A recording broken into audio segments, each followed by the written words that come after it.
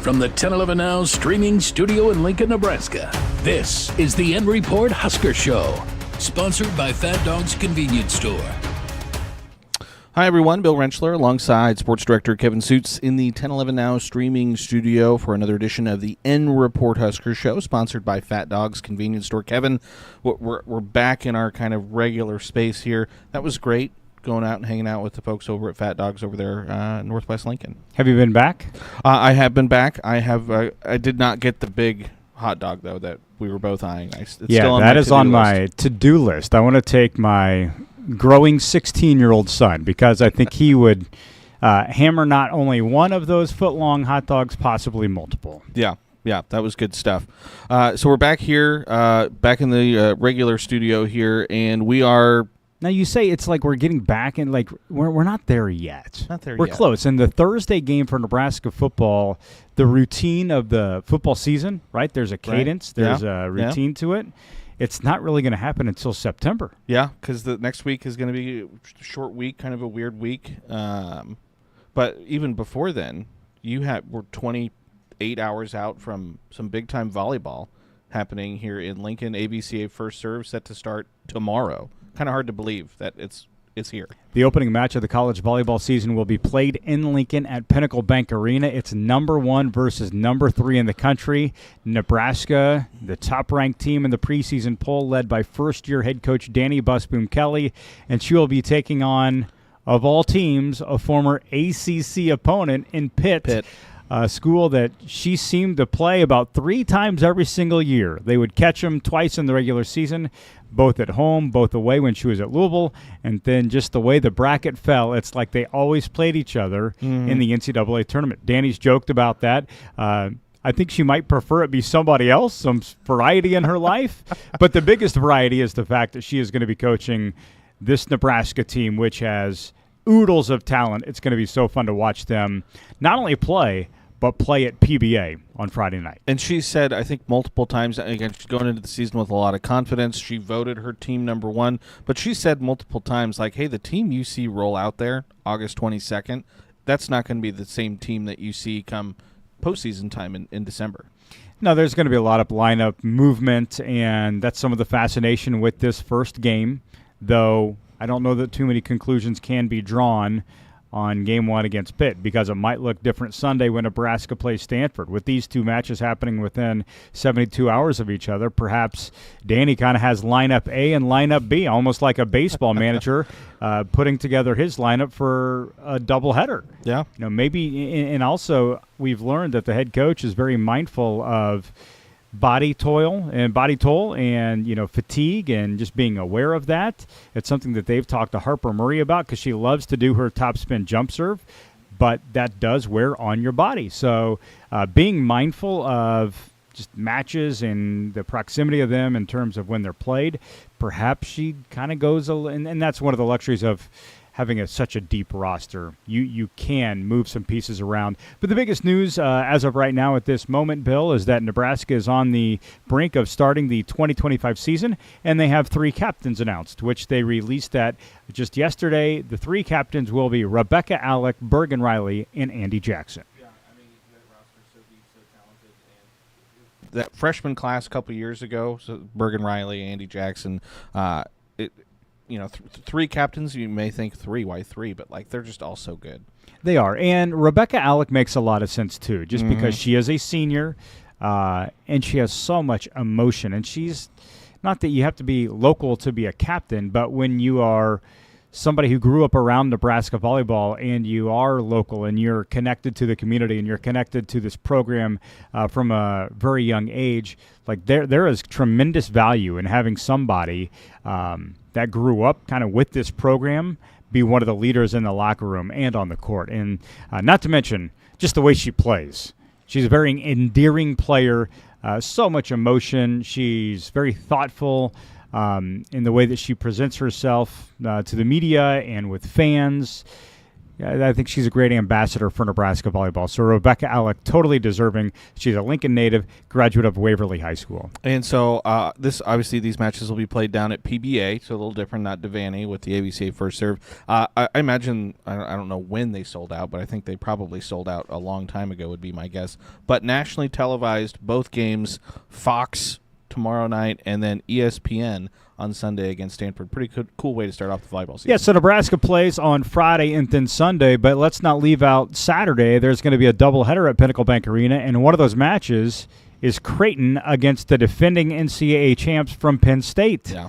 So Caroline Juravicius is going to be back here. Maggie Mendelson is going to be back here. Ava Juravicius, who was just playing at Lincoln Lutheran last year, she's going to be on the court at Pinnacle Bank Arena. And, Nebraska and Penn State have had some epic matches, not to mention what happened in the Final Four last year.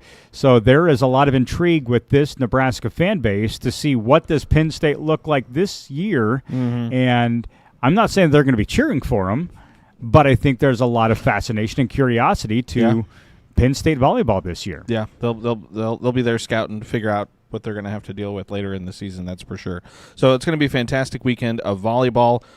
So the next 72 hours for you guys in the sports department going to be very busy. And then you got to turn around and get ready to pack down to go down to Kansas City 1 week from today. Huskers kicking off against Cincinnati. And that's crazy to hear you say that out loud. 1 week from today. I know so many fans that are planning on that trip on Thursday and looking forward to watching this Nebraska football team inside Arrowhead Stadium against Cincinnati. There's a lot rolled into that.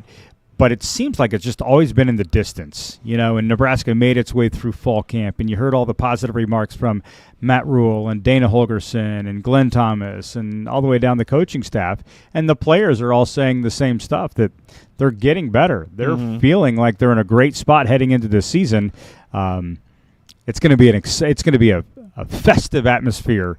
And it's going to be a great way to kick off this season. College football, by the way, does kick off this weekend in Dublin, Ireland, Kansas State, Iowa State. There you go. And I think we're starting to see some of the images and some of the videos coming from Dublin because both teams are now on European soil. So it takes us back to 2021 when Nebraska – was it 21 or 22? I want to say it was 22 because it was the last year of Frost. This is Rule's third year, so his first year would have been – 23. Sure, that's where it's dangerous when we try to do this stuff live, Math is hard. On the N Report Husker Show. But yeah, there's a little bit of reminiscing happening amongst the fan base and the media corps with the college football game in Ireland this weekend. Would you go back? Without a question. Yeah. I mean, I'd go this week. If you can find me a ticket to get over to Dublin now, I got time to get there before a Saturday kickoff. But do you think Nebraska should go back and play another game overseas? Overseas? Yeah. Yeah, absolutely. Yeah, okay. I mean, football is growing globally. Look at what the NFL is doing, taking games to South America. They go to Europe regularly. And that's part of the reason they're thinking about expanding the NFL season is to allow, more games different places. Should Nebraska go play another international game? Yeah. And they'll have a lot of fans go because we've learned that every time that Nebraska, they don't pack up the semi-truck. They pack up the airplane, and they have to get all the equipment wherever the destination is. But, man, that was a fun time. The game wasn't that fun for a lot of fans that were there. It was fun for about, 2.5 quarters? Yeah, until the onside kick. Yeah. But a great experience. Yeah. All right, so I feel like, fall camp, I think, technically ended. I think it was last weekend. Correct. I feel like it's kind of been quiet out of there. And that's a good thing. It is a good thing. Tell me this, Bill. What's the biggest headline of Nebraska's fall camp? I mean, recently? Overall. I would say it's the offense. And just everything we've heard about the offense, I would say. Yeah, but the fact is you can't come up with a big storyline. No, there's not really. And that's a great thing if you're a Nebraska football fan. Because typically, if you have a big headline from fall camp, that's not a good thing. No. That means somebody went down with a really big injury, or the depth at a position is of great concern, or there's a position battle that might put a lot of strain within the locker room and in that position group. There's no position battles. Well, I shouldn't say there's no. There are position battles. But for the most part, Nebraska has, if there's a position battle for a starting spot, both those guys going to play. Yeah. It means they're on the 2 deep. Yeah. I look at, the left guard, left tackle position right now. Is it Teddy Prohaska? Is it Gunnar Gatula? It sounds like Gunnar Gatula is really on the come right now. It might be his job as of this moment.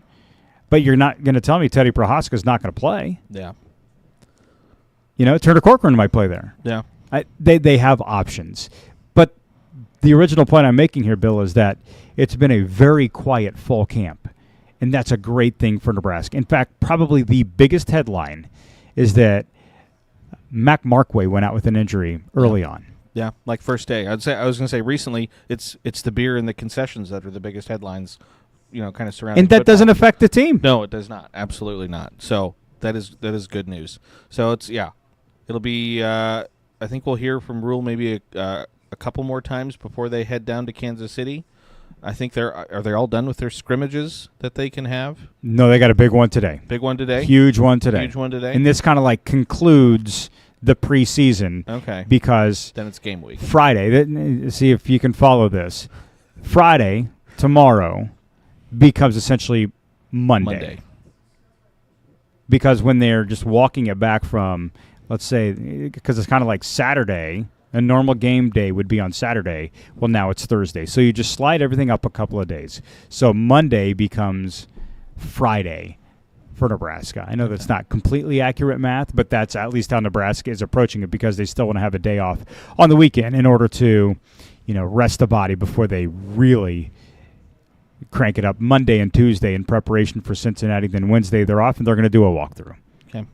And so what do you make of the black uniforms and Dylan Raiola having to go out to a cornfield in Seward in the dark and dealing with bugs?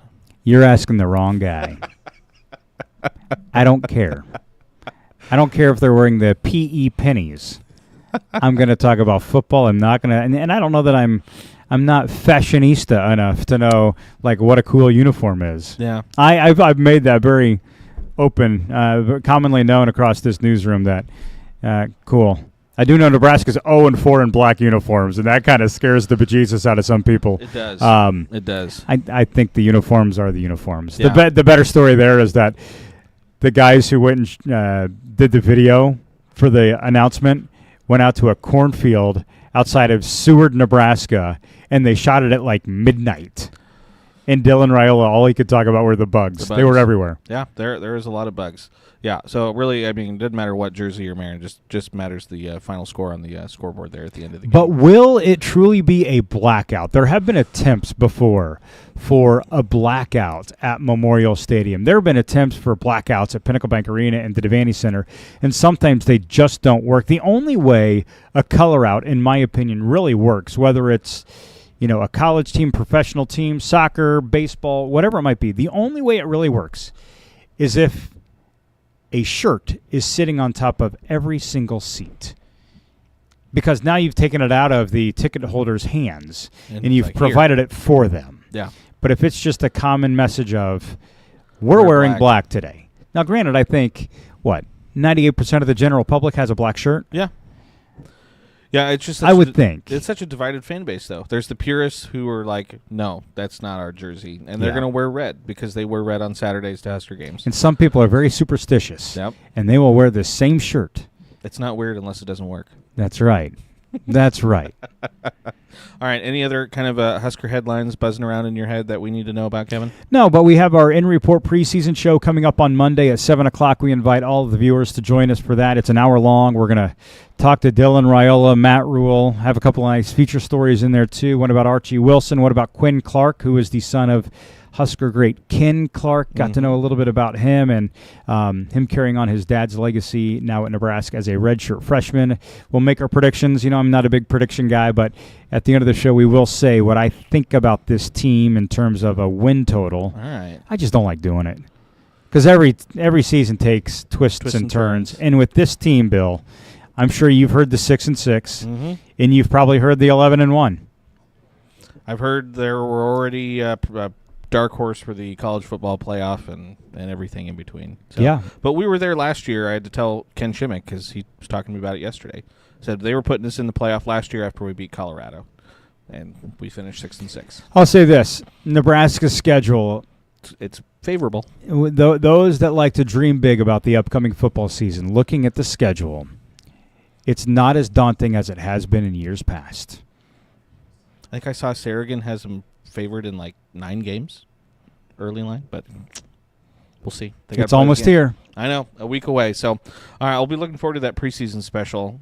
It's going to be a lot of fun. Yeah, and Heath Miller, our creative services guy, has made you guys some really slick stuff, so it's going to look really good. Yeah, if I told Heath, because he is so incredibly talented, if we screw this up, it is completely our fault because he has done everything possible to make this show look really cool. And we really appreciate his efforts and everybody who's helping put some of the stories together, and it's going to be a lot of fun. We invite you to join in, and of course we'll have our coverage, regular coverage, leading up to kickoff at Arrowhead Stadium on August 28th. And so that's Monday, 7 o'clock. Monday, 7 o'clock on Channel 1011. There we go. All right. Well, appreciate you, Kevin. As always, appreciate your time and your insights. Appreciate everyone for tuning in and watching. As always, again, make sure you keep it tuned to 1011, both on air and online, for all of the latest. Until next time, hope everyone has a nice Thursday. You've been listening to the N Report Husker Show, sponsored by Fat Dog's Convenience Store. Watch, listen, and stream on the 1011 Now app, on YouTube, or wherever you get your podcasts. For more Husker coverage throughout the week, watch the N Report on 1011 Sports at 6 and 10 p.m. and download the 1011 Now app.